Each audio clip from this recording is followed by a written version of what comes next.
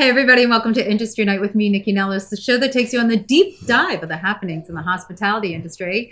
So if you're new here, hi, thanks for joining me. And if you're old here, just sit tight for a couple seconds while I run through all the fabulous things that I do. So I've been covering the DC food, wine, and hospitality scene for the last 20 years. It's been a long time and it's been an amazing ride. If you know anything about me, you know I do the list, areyouonit.com, the online e-zine that tells you everything happening in the DC metro area. Sometimes you see me on television where I talk about all the things happening, not just locally, but sometimes nationally. Of course, every Sunday you tune in to 1500 AM where Foodie and the Beast happens. That's my husband David and I, the DC area's only food and wine hospitality show, and variety show, actually. And we've been on for 15 years. Our marriage has been much longer, but sometimes I wonder if we'll make it after a show. And of course, you want to follow me for everything going on, all my eats, all my treats, all my travels at NYCCINELLIS on Instagram, Facebook, Twitter, Threads, LinkedIn, YouTube, because this is on YouTube and all the podcast platforms, all the things. Okay, so do you recognize where I am?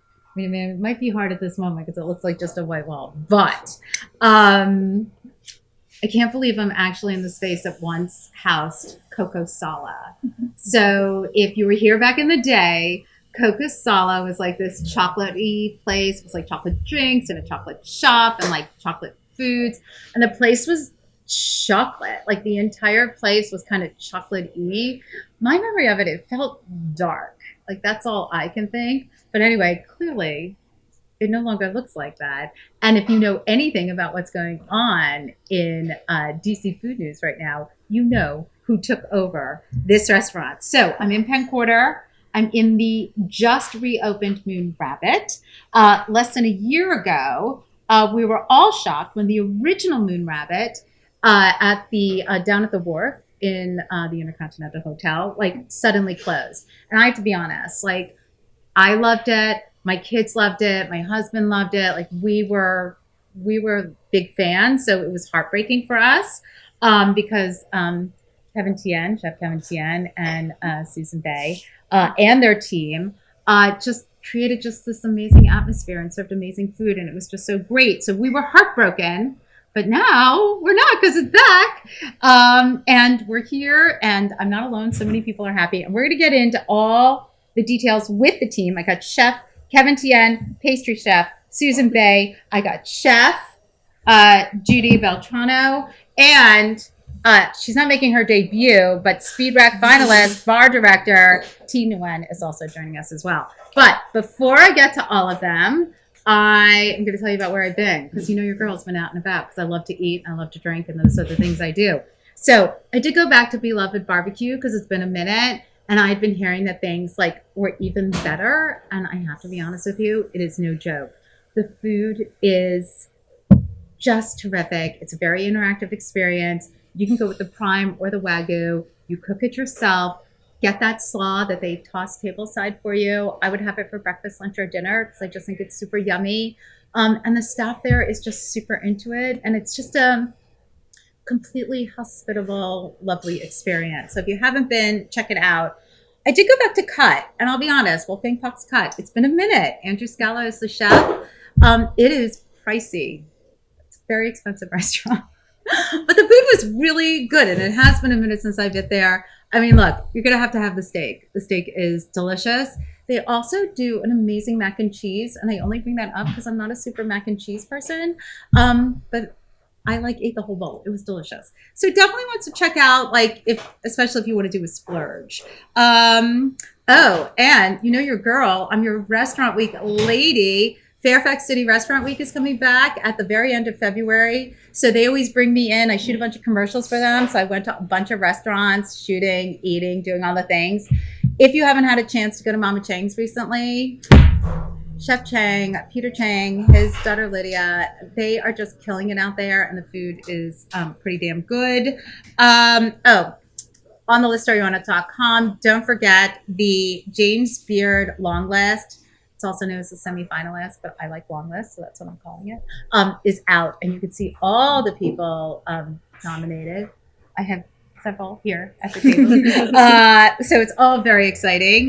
Pastis just opened in the Union Market District. Totally fits in that area. It's just like Pastis in New York. It's vibey. It's fun. The bread's delicious. I guess I'm eating a lot of red meat because I ate steak there too, and it was delicious. It cut like butter. So I think it's going to be really fun. I also got the chocolate mousse and had a Sancerre. It's where I'm going to be going for lunch.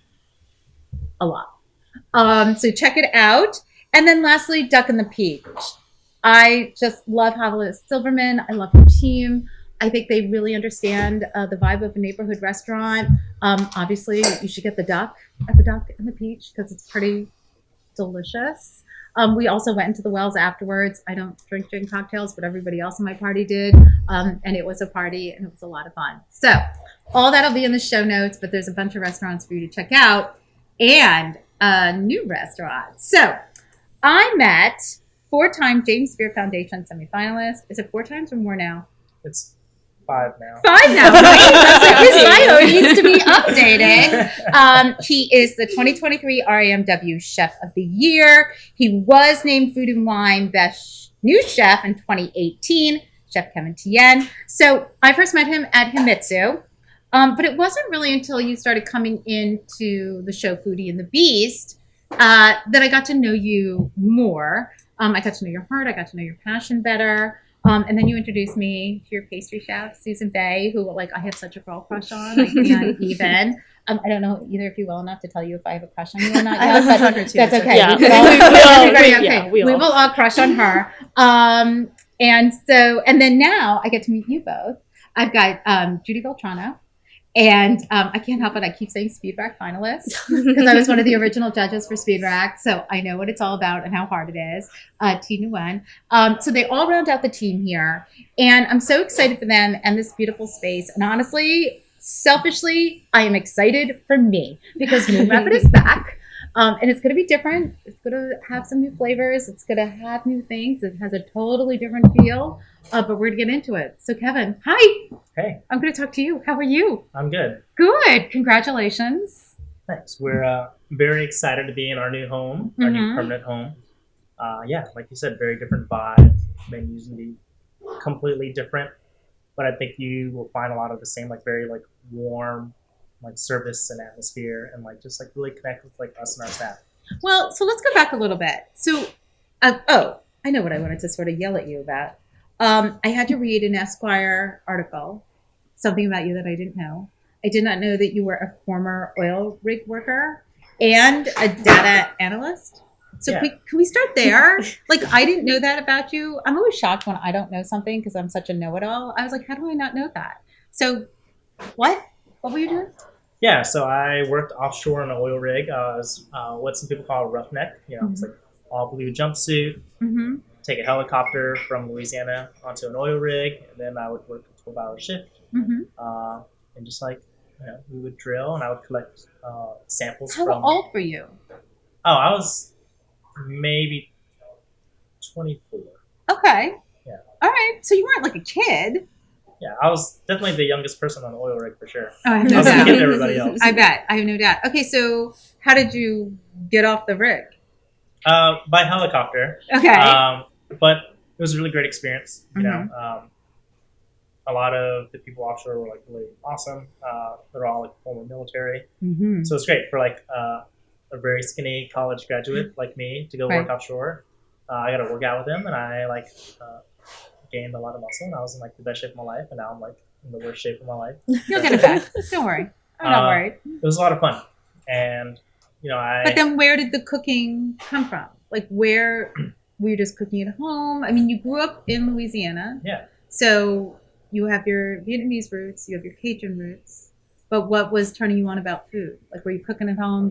Was your mom a big cook? Yeah, Give me a little background. I've always cooked at home, but no culinary school. And I have a master in data analytics.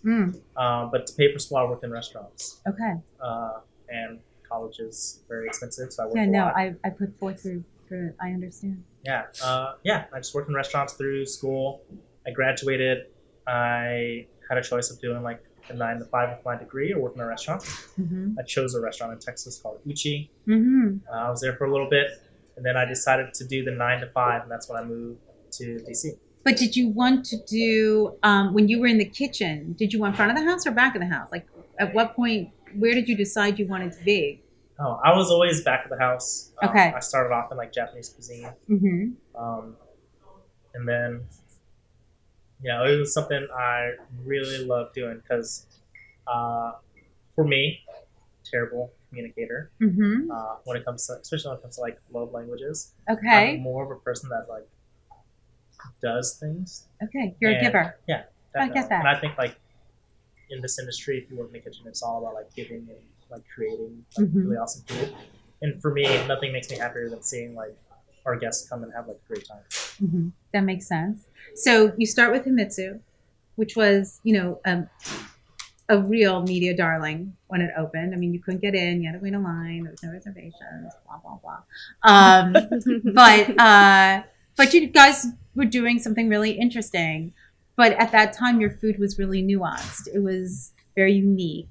Can we just talk about your journey of your cooking, like how you went from what you were doing at Himitsu and sort of grew? Because I think what's very important about what you do is you're current.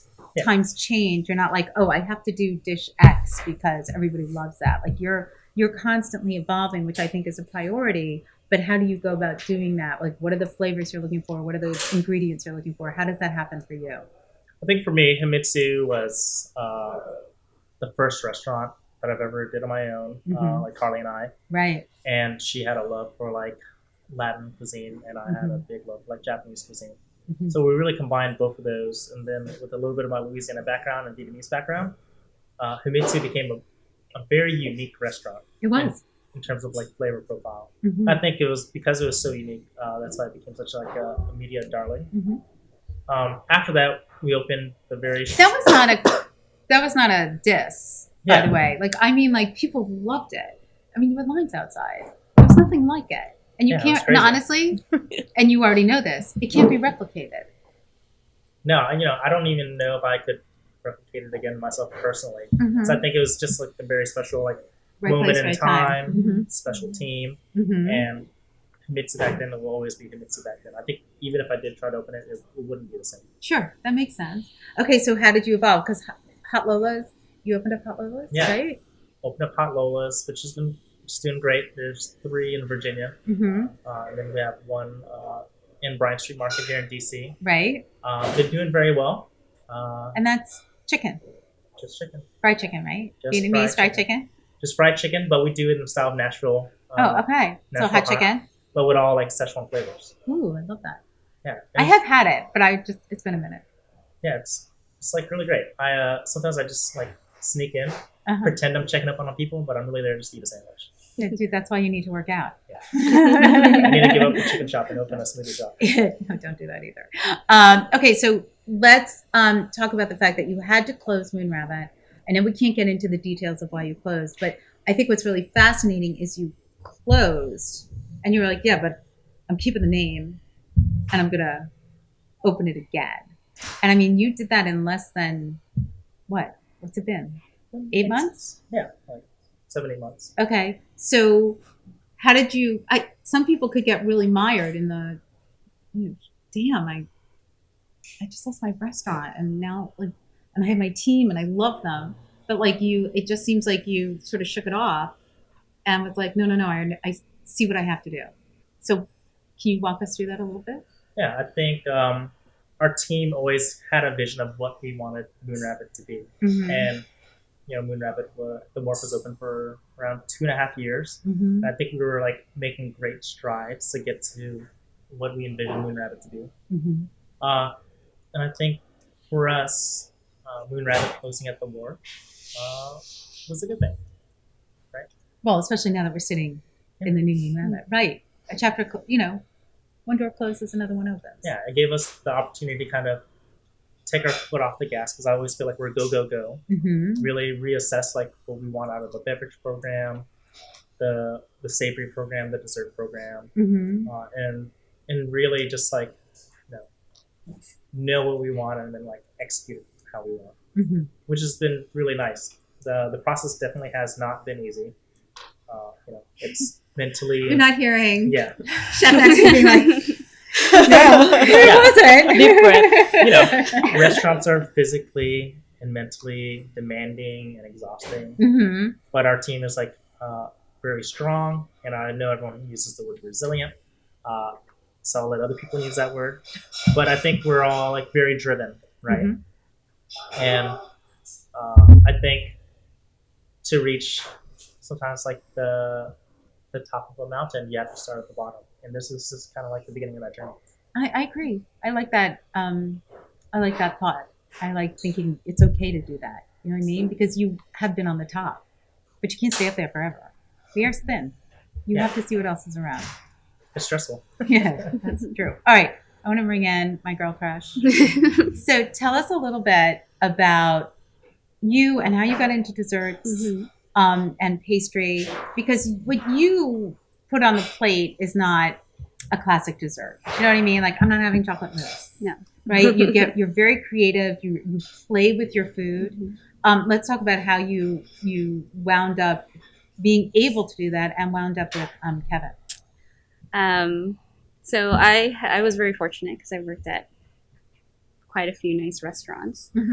So over there in California, because I'm originally from California, everything in California, we're very big on produce. We're very big on, sourcing from whatever the farms nearby. So I got to play around with a lot of ingredients and a lot of fresh produce. So yeah, those are the kinds of things. And once you play around, you come up with flavor combinations, and then you're like, okay, this works. I know this works. Let's try something different. And then I just kept progressing, trying weird things. Did you go to school? I did. Okay. Yeah. So I went to Le Cordon Bleu in Pasadena. They are not open anymore. No, they're not. And then, but that's cooking schools across the country. The smaller cooking schools have all just disappeared. Right. It's very unfortunate. Very unfortunate. I've learned some things from there. But most of the things I've learned were from working in restaurants. Okay. And then when did you two meet? We were acquainted through social media. Okay. 2015? Yeah. Let them know. Oh my gosh. 2015. He was at Himitsu, I believe. And we would just be friends on Instagram, follow each other on, I would follow him through his journey. And then we reconnected officially. What year was that? Moon Rabbit 20. Yeah, 2020. 2020. But were you already here, or were you still in California? I was in Austin at the time. Okay. Yes. So when he was opening up Moon Rabbit at the Wharf, he reached out to me through Instagram. As one does. Yeah. And he said, "Hey, would you be willing to move to DC and be my pastry chef?" And I said, "Yes, absolutely." Wow, that's amazing. But so, I want to talk about collaboration, how you both feed off each other. But I want to include the other two because I feel like we can really talk about how you all work together. I love what you're saying about the product and what you're using. But to be clear, what comes out on the plate is a very composed dish, but it's incredibly layered with a lot of things going on. Right. Do you know what I mean? So that's sort of what I want to get into a little bit because it's sort of, I think your plating and desserts are like a painting. Do you know what I mean? There's always something is added, and I'm like, I wonder what made her think of that. Do you know what I mean? So I'd love to talk about that. All right, Judy. Hello. Hi. Hi. Chef Judy. So, all right, give us your 411. Tell us what you do here. So I'm Chef Kevin's partner in business, also kind of in life. We actually met when we opened CCDC together. Oh, wow. Okay. Yes. Yeah, just down the street. Yes, I know. R.I.P. Yeah, I hear you. And who is that? Who opened that? Patrick Turan, right? Yeah, I remember that. Yeah. With opening restaurants and trauma there's a lot of bonding. I bet. So it's traumatic. Kevin left to open up Himitsu. I stayed there. Uh-huh. But then after that, he reached out to me to open up Emily's, but I wasn't quite ready at the time. Oh my God. And that opened up like right before the pandemic, right? Yeah. Like a month before. Yeah. Like I didn't even make it in. We were open like 2 months. Yeah. Yeah. Yes. I actually got to work there at the very tail end. But then COVID Pandemic, happened. right. So unfortunately, we closed that venture, but he reached out to open Room Happen, and I was like, this is it. We've been talking about it for years. We got to do it. Let's do it. But what was it about the food you had been cooking and the food that you two talked about cooking? Like where in your training, where did you want to go? Like what did you want to take as, like, if we were to talk about what your foundation is? Yeah. Do you know what I mean? How are you building on top of that? So I went to culinary school also. I went to Johnson Wales in Rhode Island. I actually have a degree in nutrition. But after college... Maybe you can help him with that later. Okay. I'm I'm worried for you. I'm just making sure you're healthy. Go ahead. That's one of those things that if you don't do it often, then you lose it. So I think I need to refresh myself also. Okay. But after college, I was waiting to do like my nutrition like studies and exams and stuff. And I'm like, what am I going to do in the meantime? Let's just work in a kitchen. So I started working in a restaurant, and 15 years later, it just takes a hold of you. I swear to God. I mean, never left. I get it. Yeah. So after college, I actually worked in a restaurant called Marcel's. Oh. Yeah. I mean, I think I've heard of it. It's been around a while. And then I worked with the Robert Wiedemeyer Group for a while. I became the chef of Wildwood Kitchen. Oh, sure. Yeah. In Bethesda. But after that, I went to Momofuku. But I feel like, I really wanted to learn Asian cuisine. That's why I wanted to work in Momofuku. And then with my like classic French training, and then meeting Kevin, and we were talking about doing Vietnamese food. Like that was like one of the driving forces. Like we're gonna make like very French influenced Vietnamese food to make it so. Now, did you grow up with those flavors? The Vietnamese? Well, no, I'm actually Filipino, but Right. I feel like a lot of our cuisines like very similar. Like we use similar ingredients, similar techniques. Okay. So combining both of our like Southeast Asian backgrounds, I feel like really helped like round out like what we were doing. Okay. All right. When we come back, we're going to talk about what that collaboration is like. Hi. Hi. Hi, T. So let's talk about the bar program. Yeah. Because we haven't really laid out how this property, Moon Rabbit, differs from the old one. And I mean, it's got such a different feel in here. I mean, it is bright and light like the other one, but not because of the windows and the view. It's just got this really great feel, and it's smaller. It's a little more intimate. So how are you working on, like, what is the cocktail program or what is the drink program? What are you looking to have? So here at Moon Rabbit, especially with the cocktail program, I think just like our space is like a very personal story. We try to bring in a lot of Vietnamese ingredient, Vietnamese herb. We try to push our boundary using a lot of ingredient that have not used in the menu before, like bitter melon, pickled lemon, rau ram, like some of the herb that doesn't even have a English name for it. Okay. I just love to play around with that, and then kind of like slowly introduce to like our community of how great Vietnamese flavor is, like different influence of Vietnamese flavor in like But our so cuisine. what are you, like, in Vietnam, is there a cocktail culture? It's growing a lot now. I just recently went back to Vietnam beginning of last year, and it's mind blowing how great everybody doing over there, how creative everybody are. I'm so jealous. It is so on my hit list. I really, really, really definitely wanna go. highly recommended. Yeah, like you would see how they playing around with all the flavors, and I think I got inspired by them too. Like, and I really tried to bring all of that over here with all of the flavor profile I have taste of the experience. So everything there is like a truly experience. With like their garnishes, their side dish, and yeah.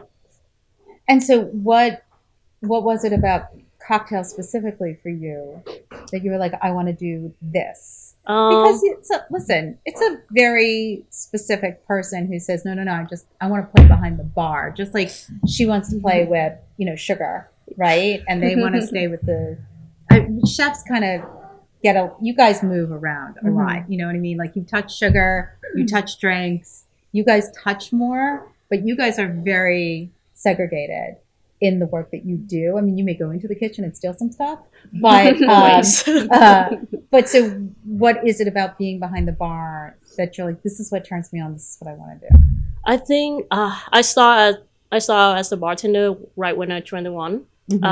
Same with Kevin, like I put myself through college, so everybody telling me that bartender would make the most money. I'm like, okay, let's go for it. Let's go. You're like, okay, so this is where the money is. Yeah. But there's a big difference between like, pouring, I don't know, vodka and Red Bull or whatever, like that kind of drink. Yeah. As opposed to crafting a cocktail and doing something that's balanced. Yeah. Which I think is, listen, we have an incredible cocktail culture here in DC. And I mean, absolutely. Nationally, I mean, it is a trend for the last 15 years. Yeah. But crafting cocktails that are well balanced, that don't have that high sugar notes on the tongue, like I like a spice in my cocktail, but don't kill you. And then obviously the booze also does not kill you. Like how do you work on that? I think when I just started out, I honestly would just do like vodka Red Bull. I was making margaritas probably like I knew your cocktail. I figured you out. I'm making 100 plus like margaritas a day. It's very like chain corporate restaurant driven, and then I think I started to do competition right when I was 23, and I think it's really helping me open my eyes about like how I can really incorporate the flavor of Vietnamese when being Vietnamese and incorporate a lot of my story, everyone's story, something that I inspire into a drink. Then I think starting from that point, I slowly like learn it for myself, like buying books, reading 100 books, like not 1,000, but just enough. It's not a competition. To really honing my skill, and then like start moving into like more culinary driven restaurant to work at, and kind of get inspiration from the kitchen and learning from the chef behind, and basically learning from everyone. And so who did you meet first? When did you all meet up? I applied. So I was starting up my bartending career in the Bay Area. And then I moved back here after I graduated for college, and I got a full-time job here. I work at the Federal Qualified Community Health Center, a nonprofit. And at that point, I was just thinking like, okay, I graduate now, no more bartending, just gonna be 9 to 5. But like Judith, it kind of like suck you in, just the hospitality. No, it grabs you. Yeah, it's just like you cannot leave, once you're in. And I just applied for a part-time bartender at Moon Rabbit. Oh. And that's just like super. Yeah, just a random? Yeah, just random, because I'm like, oh, it's a modern Vietnamese restaurant, and I really want to work at a Vietnamamese restaurant. And that's it. Yeah. So I think you've actually given me a great segue. So when we say modern Vietnamese, what does that mean? What does it mean? What did it mean to you 3 years ago, and what does it mean to you now? I think even what I thought about it, modern Vietnamese 3 years ago is like different than what I think completely now. I think there's a lot of like up to the time. Some people think of modern Vietnamese restaurants as like, let's make pho, but let's use like short rib, or let's use like more like luxe ingredients and like the traditional dishes. My definition of like modern Vietnamese for Moon Rabbit is, let's make dishes that look nothing like traditional dishes. Right. But the flavor profiles are very similar or the same. Well, so I think just like you two like to play with your food. Clearly, so do you. And the cocktails. But because what would come out, it's a little trompe l'oeil. You're tricking the eye a bit with what it says on the menu. I mean, I haven't eaten at this restaurant, but what it says on the menu and then what comes out, right? So I'm trying to think of one of the dishes that we were just crazy about. Isn't there am I kidding myself? Like what was one of the breads or something that was like ridiculous? It was so good. I can't. My head is. Was it yellow? Yes. Or the Or Monty Monty buns. Yes. Oh. Yes. Monty buns. So I mean, but your dishes come out composed. It's not like a traditional Vietnamese restaurant, family style necessarily. Not that I don't know how it's being served here yet, but a bunch of plates and everybody's just sharing. It's more composed dishes, and you're playing with different ingredients. And there's a little, I don't want to offend you, but tweezers are involved. I would have to say. Am I wrong? Yeah. No, Okay. not at all. Okay. There's tweezers here and there. There's Right. There's nothing wrong with some tweezers, right? I love tweezers. Okay. There you go. We use tweezers Pastry too. loves tweezers. At the bar, we use tweezers too. I know, but some people make like it's a dirty word, and I don't think it should. No. It's beautiful. I think, for us, our biggest thing is changing perception of what people think Vietnamese food is, right? I think a lot of people, when they think Vietnamese food, yes, it's like crazy delicious. We love banh mi, but also what comes along with that is like the perception that like everything has to be like between $3 and $8. I was gonna say, well, listen, a general perception of Asian food in this country, Chinese, Korean, Vietnamese, has always been that the food should be cheap because of the initial immigrants who moved. I mean, the history of it, we all know. I mean, not everybody knows, but how it all started. But there's been, in the last really 30 years, a huge change in understanding of the culture and the cuisine, and that while there are products that can be less expensive, I'm going to use a word that we said we weren't going to use anymore, but I can't help it because I have to. It's being elevated, right? Like what you're doing, we're not doing white tablecloth fine dining, but this is an elevated dining situation. Would you disagree with that? No, not at all. Okay. So how do you collaborate with everybody here? I think a lot of it is because this restaurant's so personal. It's not just me, but to everybody. Right, because I want to make it clear. How much of your team came with you? I would say of all the staff that works in this new Moon Rabbit, at least 90% of them From the old Moon Rabbit. I mean, that's Moon Rabbit. incredible. I mean, that says a lot about all of you, and sort of how you all feel about working with each other. Yeah, I really started a cult here. You did? Uh-oh. Cult Moon Rabbit? Yeah. Okay, I'm here for it. I think you guys need a new pin. They're talking about tattoos, so I don't know. Oh. Okay. So what do you think that is? Why did you guys all hang out? Why did you stay? How did you pitch to them what you were going to do once the first one closed? I don't even think I necessarily pitched anything. I think we were just like, we invested 2.5 years of like building Moon Rabbit, and we wanted to continue to see it through. I think we were like this same year, readers of Food and Wine voted us like one of the 10 best restaurants in America. Because it was And delicious. that was like really kind of crazy to see us on that list. That Food and Wine readers would compare us to, or put us on the same list as like Per Se, which is insane. It was when I saw the list, I kind of laughed. Dominique Crane. Yeah, Dominique Brennan. Right. And I was like, well, if we're doing it right, we're like changing people's perceptions of what Vietnamese food is, and we're doing it our way. And like, so let's keep doing it, see how far we can like push ourselves, and see how many more guests that we can reach, right, with our food. But I'd love to, for people who haven't had the pleasure of dining in the old Moon Rabbit and with the opening of this one, can we get a little more nuanced? Can we drill down a little deep and talk about like, what is I would love to hear 1 or 2 dishes from you and 1 or 2 dishes from you. Like, did you guys fight over a dish? Was there anything that you were like, no, I like this, or I like that, or I want it to look like this? And then same with you, because like, you're not giving me what I want. I want you to explain the desserts and how you're doing them and how you layer them, because it is beautiful. And there's a reason that you were nominated for James Beard as a James Beard semifinalist, same with chef, and which I think speaks to everybody, because if you all work together to make these things happen, right? It's not done in a silo. So can I get it like a dish, or like a dish you wanted to see that wasn't on the old one, or how you wanted to feel here when it comes to the table?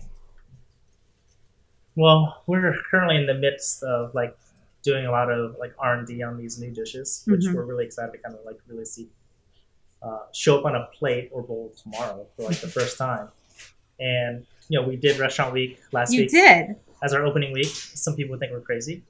We are kind of crazy, but In the best way. Yeah, but In it's the best good way. in the best way.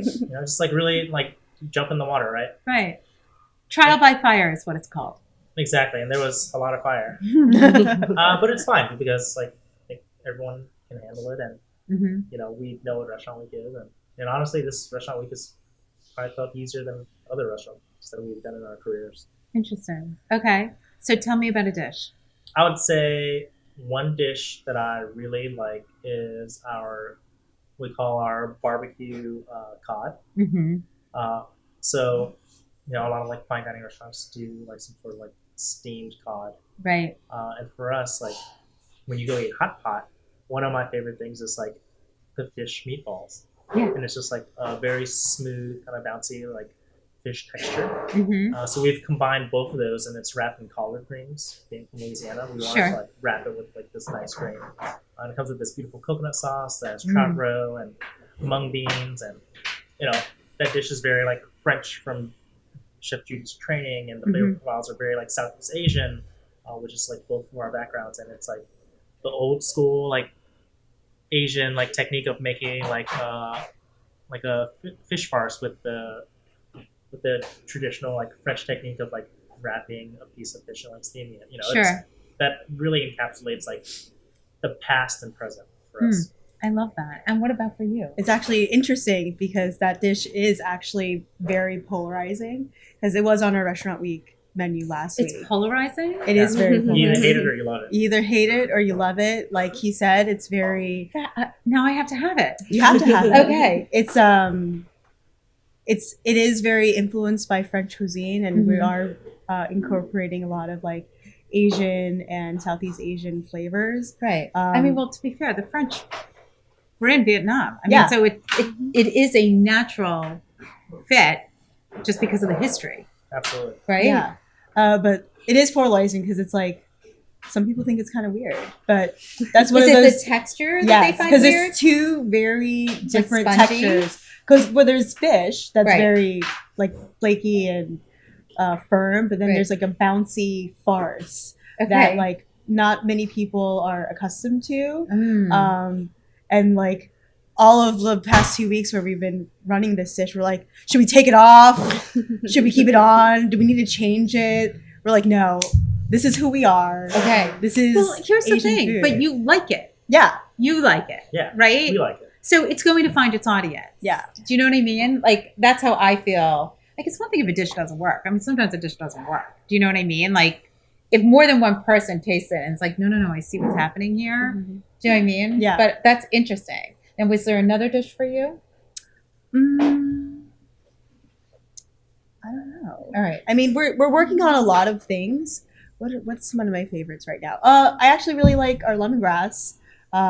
So there's a traditional dish in Vietnam called tea. Bolalo. Yes. It's usually wrapped in. I like that she has you say it. I would do the same thing. I'd be like, please don't make me say it. Go ahead. She's my reference for all. As well she should be. She's from Vietnam. Exactly. Right. And I feel like it's probably one of the more traditional dishes represented on our menu right now. So what is it? for people It's running a lemongrass marinated beef where we use Wagyu, around? and traditionally it's wrapped in betel leaves, but we wrap it in perilla, so like sesame leaves. Ooh. And we What have does perilla look like? it's like shiso. Oh, but okay, that bigger. makes sense. Okay. Yeah, but bigger. Does it have the same herbaceous Yes. flavor? Because I love shiso. Like I could just eat Yes. those leaves. All right. Yeah. So it's wrapped in a perilla leaf, grilled, Mhm. and then we top it with fermented hot honey and a little spicy satay sauce, which is like a chili oil that's made in Vietnam, Okay. with some So- nutmeg. Can we just talk about that for a sec, Kevin? Like that dish. Do you present that dish? Did he present? Like, do you guys be like, all right, let's start with this, and then do you build on it? You're like, oh, this is what's missing, or you're like, no, I want this. Like, that's sort of my question. Like, how does the final product get to the table? I think even once it gets to the table, it's still constantly evolving. Yep. Mhm. And honestly, this version that we're putting on our menu tomorrow is I believe it's like the third iteration. We've started off with like the same like Wagyu kind of like lemongrass meat, and it was grilled on a stick of lemongrass, and it had like the whipped labneh and chili. And now we're like, well, we also use like ground beef that's wrapped in betel leaf. Let's adjust this dish to refine it even more. And then, but like, where'd the hot honey come from? The fermented hot honey? I don't know. That was on her. Right. It was delicious. I know. Well, I mean, I do love that. So I'm just sort of curious. Like, did you taste it? And we're like, I know exactly what this means. Yeah. Well, like Kevin was saying, I feel like a lot of our experience at Moon Rabbit is like evolution. It's always pushing forward and improving one step at a time. Like he said, that dish has the 3 iterations already. It's probably going to have like 4 or 5 more until we're sick of it and take it off. Okay. All right. And so let's talk about you and your desserts, because do you feel like what you're doing speaks to the menu here? How do you explain it to people? Like, it's not traditional Vietnamese desserts. No. You're not working off of anything that people would be familiar with. No. So what are we putting together, and what does it look like, and how do you collaborate here? Oh my gosh. Yeah, we could. Judy is my godsend. Okay. So when I start creating a dessert, I come up with like the main components, right? Usually what happens at the end is there'll be something that's missing. There's like a flavor that's missing. Like the seaweed dessert, for example, on our dessert menu, I had the pandan, the seaweed, the coconut. I had a mock made, and I had Judy taste it. She's like, this feels like it needs some dirt. I totally said that. This feels like it needs some did. dirt. And I was like, what? She's like, some earthiness. And so then we threw in chocolate, and it kind of just married it all together. It just made it sing. It was perfect. And that's how we work, actually. Kevin's the ideas guy for me. I turned to him. Because that's what I'm going to say. Like, do you say to her, so I would like how many desserts are on the menu right now? There's 4 on the menu right now. 4 on the menu. So was it a sort of conversation like, we have to have a chocolate, we have to have a fruit? Like, was it that simplistic? No. Or how did it come together? Kevin, I'm really blessed because... Okay, I just have to tell people that it smells so good in here right now. It's stupid. Like, it's just unfair. But go ahead. It's just chicken. We're being really good. We're being accosted by chicken. It's delicious. Go ahead. Staff meal. Okay. I lost my train of thought. We were talking about the desserts on the menu. Yes. Before that you're putting together. Yes, I got very lucky. I mean, I'm so blessed because once we got into this space, Kevin was like, all you. He just lets me run with it, and he goes, I have some ideas. Let me know if you want to know the ideas. But so what's your favorite thing on the menu right now? Dessert wise? Yeah. I would say the seaweed one. Okay. Because it's weird. And now I have to see it. I can't wait to see what it looks like. If you go on my Instagram feed, I have some of her desserts on there, and they're just like pieces of art. They're so gorgeous and delicious, because you can have a piece of art and it tastes terrible. All right, let's talk about the cocktails. So we talked about the flavors that you're using, but what are we drinking here, and how are you mixing them together, and how does it marry with the food that's being served? I think with drinks here, we actually have 1 fish sauce drinks on the menu. And like Chef Susan say, like, we got inspiration from each other a lot, and a lot of time I got inspiration from her dessert, just her flavor component, like or the fruit or the produce. I usually just like, I have some idea in mind, and then I would like run to them and ask them, like, so what do you think would work with soursop? And then I also feel pastry and bar for beverages, it also works. We work very well together because we're big on flavors and notes that are more sweet or floral. Right, but I think what's interesting is that your desserts are not necessarily sweet. No. Do you know what I mean? It's not that they're savory, but they're not going to blow you away from a sugar content. No. That's not the flavor. It's a very layered approach. And you're getting a lot of different flavors, which I think takes more from the regular menu, right? Which, because it's also incredibly layered with all the different flavors, and it allows them to come out well. So I think the biggest thing for pastry is a lot of times it's just sugar. There's not a ton of balance. when you have a dessert, everything's very sweet. So my approach is you need something salty, you need something acidic, you need the sweet base, something creamy, and all of these things, it has to create like the perfect blend. Right. So it's not just a sugar attack. I think that makes sense. I mean, I think that's why you're seeing more and more now the use of salt, right? I think people were really afraid of salt for so long, especially when it came to the last course, except in France where they have cheese, which I totally can get behind as well. And so let's talk about like right now. Give me 2 of your favorite cocktails. Right now, the one with the fish sauce probably one of my favorite cocktail. Okay. Is like a perfect blend of like savory, sweet, very nice balance with the fruit note, very nice balance with the acid in your mouth. So it's, but kind of like interesting way, because when you look at a menu, it's like, oh, fish sauce in the drink, so it's gonna be like really like salty or like, you know, savory. But it's actually very bright and light, and we have a great aroma with kind of like top it up with like a bunch of herb, kind of mimic the idea of when you have like fresh herb wrapped together and kind of deep in the dipping sauce like idea. And another one is probably a great drink from one of our team member, Preston.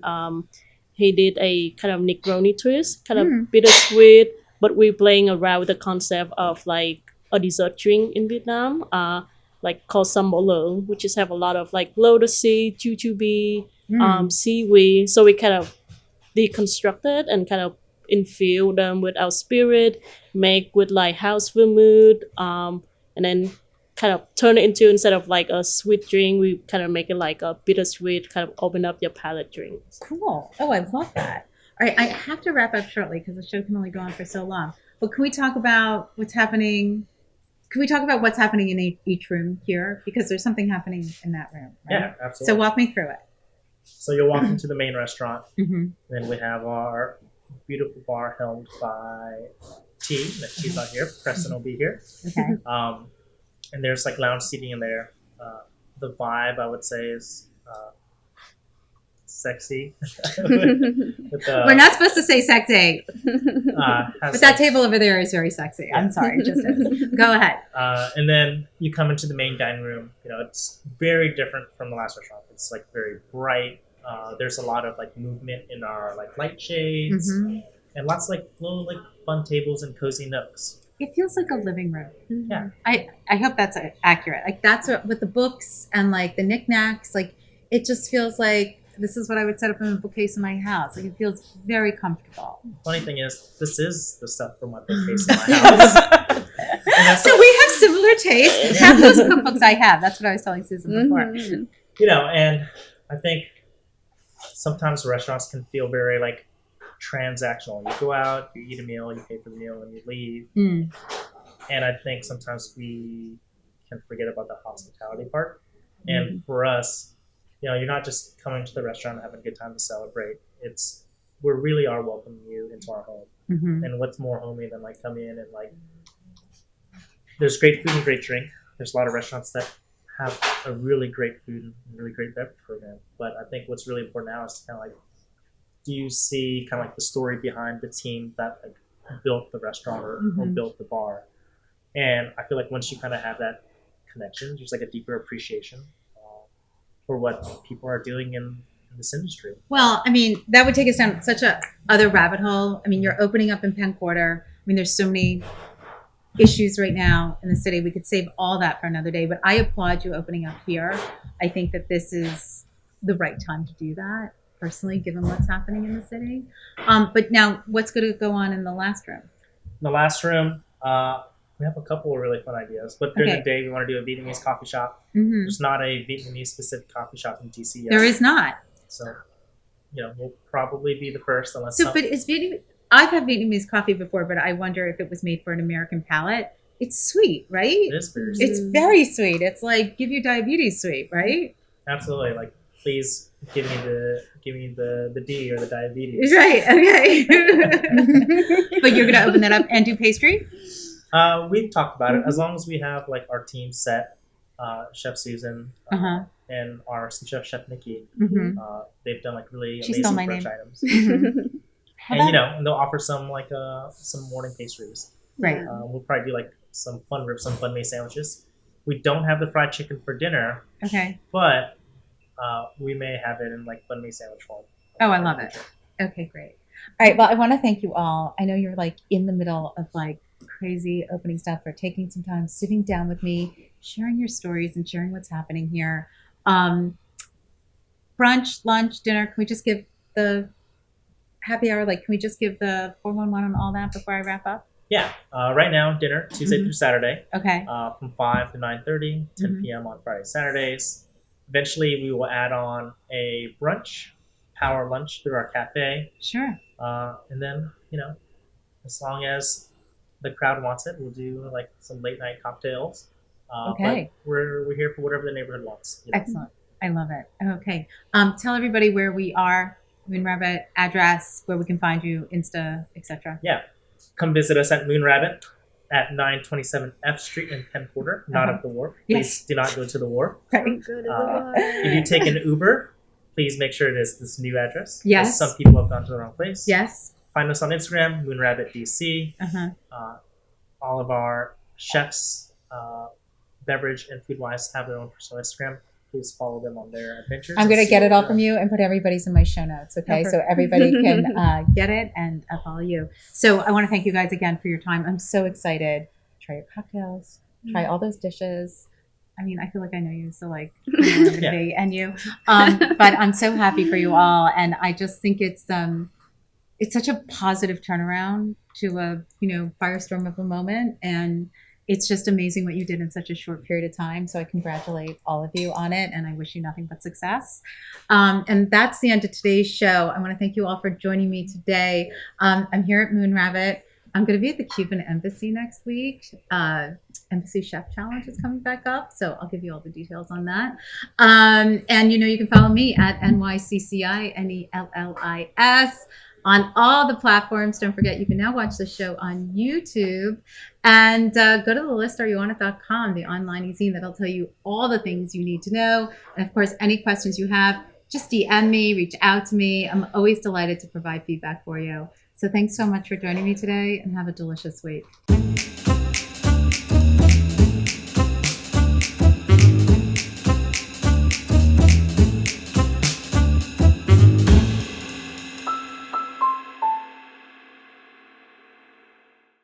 Produced by Heartcast Media.